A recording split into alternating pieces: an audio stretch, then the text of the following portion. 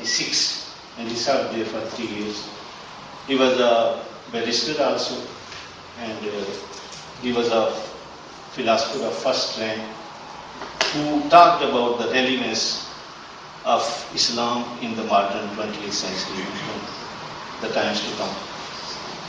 He talked about Pakistan, and now I will talk about the most important dates which came in this. The most important dates is 1931, when he gave his Allahabad address. Allahabad is a place in India where he was presiding over the annual session of Muslim League, which was the party of the Muslims, you can say. The party of the Muslims, which were created in 1906 in Dhaka.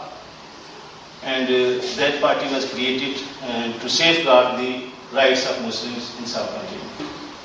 So, when he was presiding over the meeting of that party in Allahabad in 1930, in December 29, on December 29 and 30, he gave an address which was all-encompassing address, almost 22 pages address, which he gave, in which he talked about international politics, international relations, everything, need of religion in modern times and everything.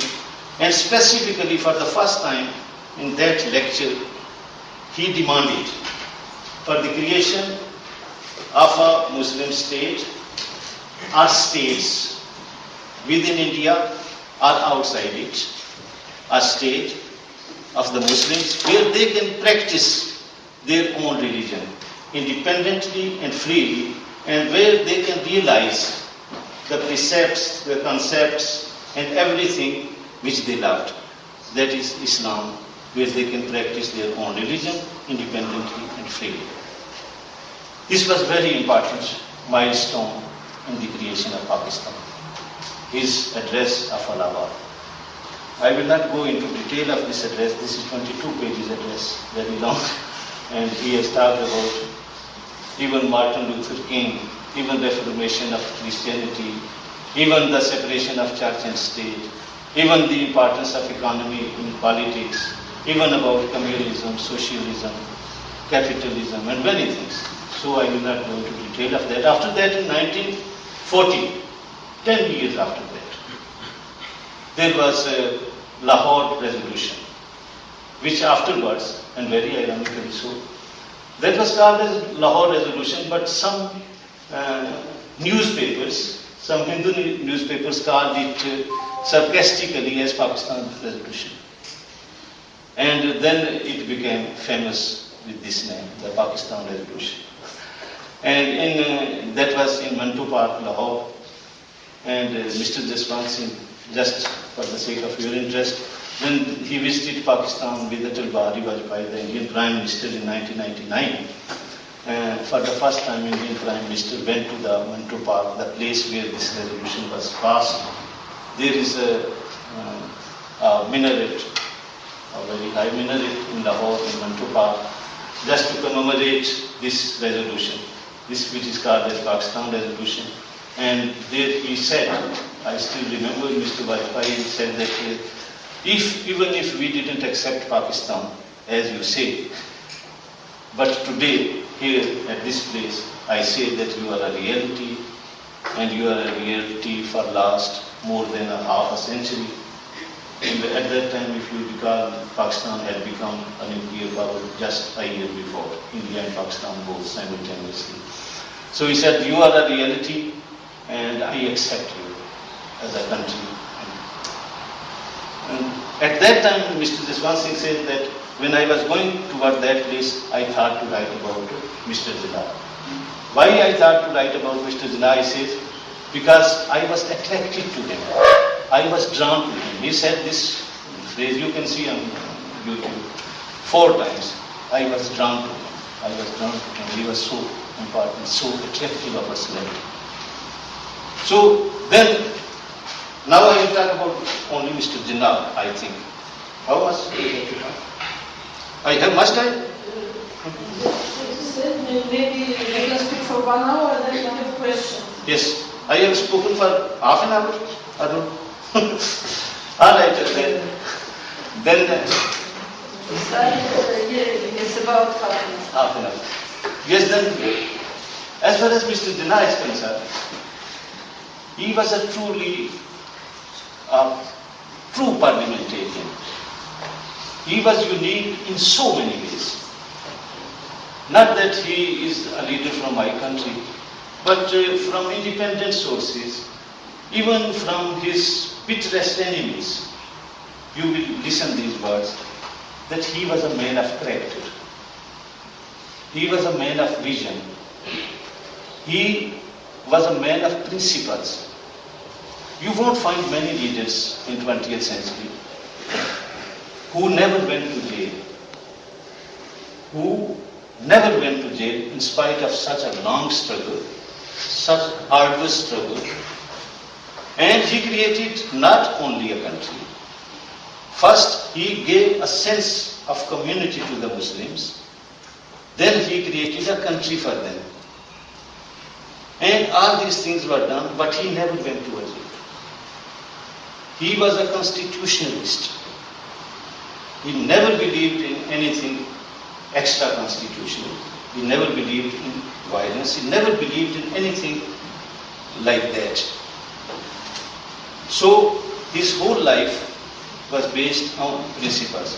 And the very book, what I was talking about, this Jinnah of Pakistan by Stanley Walcott, he starts the book with these words, that never in human history. He says that there are a few leaders who create a nation out of a mass, out of a mob of people who create a nation. There are still fewer who claim a state for that nation. Mr. Jinnah did both, and in less than 7 years, which is unparalleled in human history. What he says, I am quoting him. And many other writers who have written about him, 2-3 things were very important. He never took any of his statement back throughout his life.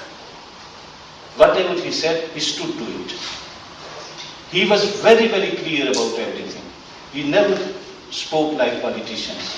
He never spoke like politicians to give double meanings, 3 meanings, 4 meanings to a one sentence, and to confuse the people and to say ambiguous things. No, never.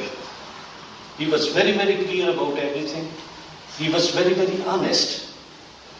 He was incorruptible person, and everyone accepts this, even the bitterest enemies of Mr. Jinnah, even the Britishers, even Lord Mountbatten, who professed many times that he hated him. There are documentary proofs, but he says that his honesty is above all. No one ever claimed that he had done this. So, this was Mr. Jinnah. And very, very, very interesting study, if any one of you like to study about him. He started his political career from Congress. He remained in Congress for almost 3-4 decades. And he was very, very important leader of Congress. That's what Mr. Jaswant Singh has also hinted upon it, that somehow, perhaps some of the Congress leadership had the fear that Mr. Jinnah would take over. This was one of the reasons of perhaps the rebellion of India, that there were personality factors also. There were very, very strong personality factors. And I will give some of them. He was not a communalist. He never was. He always talked about the whole of India.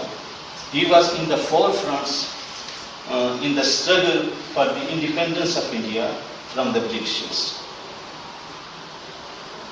And if you see, Mr. Gokhale, he served with Gokhale, the most important Congress leader, perhaps the first, I think, leader in 1885 when the Congress was made. After that, I think 2-3, Nauroji Dadabai, the first was, then Gokhale. And he served with them, and he was very near to Gokhale. And Gokhale used to call him the ambassador of Hindu-Muslim unity. This was a title which was given to And if you recall, the most important, very famous, very important leader of Indian National Congress, a very good poetess, very, very famous, Sarojini Naidu. She wrote a book on Mr. Jinnah in which its name is the same. Speeches and Statements of Jinnah, an ambassador of Hindu-Muslim unity from 1911 to 1917. Speeches and Statements. She wrote the book at that time. And again, the other thing which I wanted to tell you, very, very important, and Mr. Jaswant Singh, and everyone has mentioned it in every book. Again, I say that the ideas, the things which Mr. Jaswant Singh has given in his book are not new.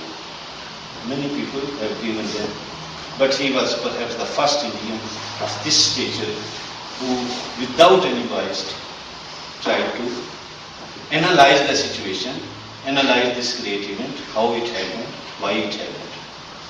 So that's why it has got so much importance, and it is very good book to read. If you want to, you should read it. That is what I was saying about, I forgot, Mr. Yes. In 1920 there was a Narcos, when Mr. Gandhi came from South Africa, Mr. Jinnah was the person who received him. He was the person who received him. And at that time there is one sentence which Mr. Gandhi said, Mahatma Gandhi said, and even Jaswant Singh has quoted it and many others quoted it. But I think that was just a passing sentence which he said. He said that I am very pleased that a Muslim leader has received me. And Mr. Jinnah didn't like it, because he was a Congress leader and he was not representing Muslims at all. He was representing Indians, all of the Indians. So it is mentioned by many.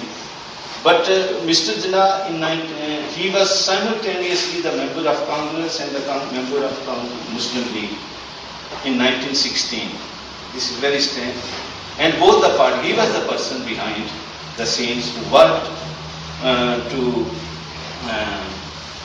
convince both of the parties to have the annual meetings at the same place, in the same city.